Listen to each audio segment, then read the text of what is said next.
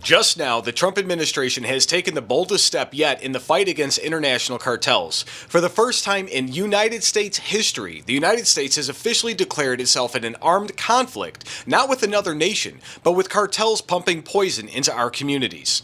And this isn't law enforcement memo, this is a declaration of war. Cartels are now classified as enemy combatants, and United States forces are already striking boats and other assets in the Caribbean.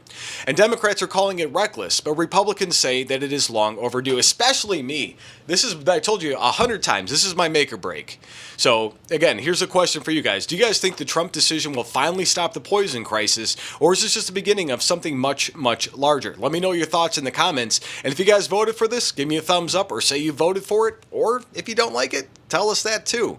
And this is where it all changes, especially for the cartels. So stay with me because what happens next will change everything for American future. My name is Tom. I'm with the Daily Beltway. I'm also a White House correspondent for the Next News Network. And folks, we're a growing channel, and every like, comment, and subscription helps us grow. So give us a thumbs up and give us a follow. We're going to cut right over to Peter Doocy, where he breaks down the White House memo. Check this out. Breaking moments ago, the Trump administration says it is now engaged in, quote, armed conflict with drug cartels. That's according to a memo to Congress that was obtained by Fox News. Our Peter Doocy has got more on the breaking news live from the White House. Peter, I assume this is in response to the criticisms that have been leveled at the president for taking out those drug boats. Yes, and John, those criticisms come from Democratic lawmakers who say they are concerned that these cartel members, cartel drug boat captains, are not getting due process before a bomb drops on their head.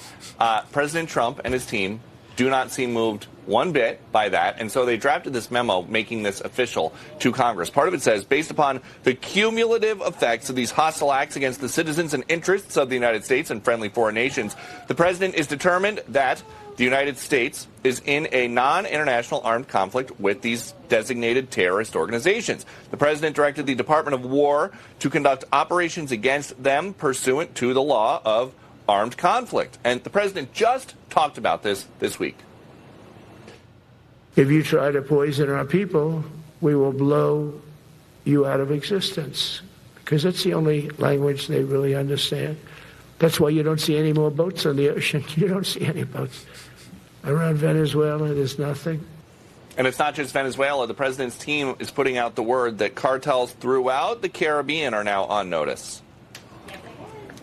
We in the UN Security Council just took action yesterday on the gangs that have taken over Haiti, right off Florida.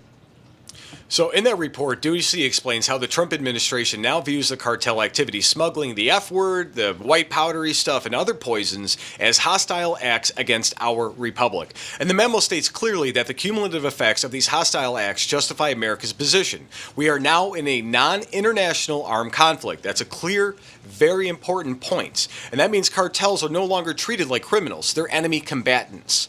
And combatants don't get due process when military force is deployed. Already, United States naval and air assets have been targeted cartel boats. Reports indicate several vessels have been destroyed in the Caribbean, and there are active, from what I understand, campaigns that are being planned against hard assets. And Trump himself previewed this strategy, and if you try to poison our people, we will blow you out of existence. Now I want to hear from you. Do you guys think, treating cartels as enemy combatants is the right call? Or does this, risk escalating tensions with Venezuela or others? Drop your thoughts in the comments and let me know.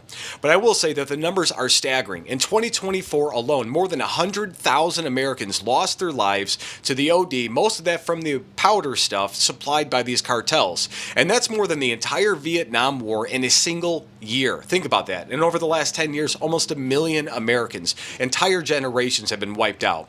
And yet Democrats are rushing to criticize Trump's actions. House Minority Leader Hakeem Jeffries called it an overreach and warned about being dragged into conflict in our own backyard.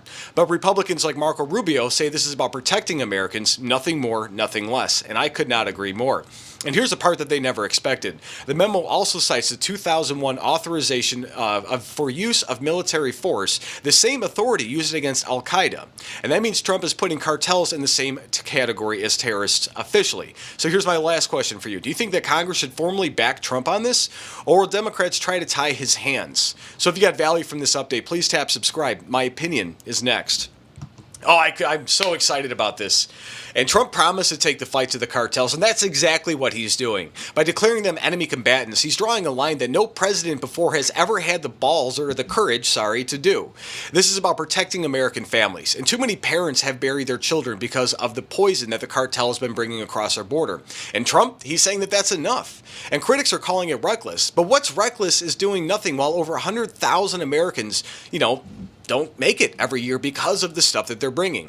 And our republic cannot afford weak leaders. We need a president willing to defend our people no matter the cost. And that is why this matters. The cartels are on notice, and for the first time in decades, America is fighting back on terms that actually, sincerely matter. So stay informed, stay engaged, and keep standing for the truth. And this is what we voted for. We're finally getting justice.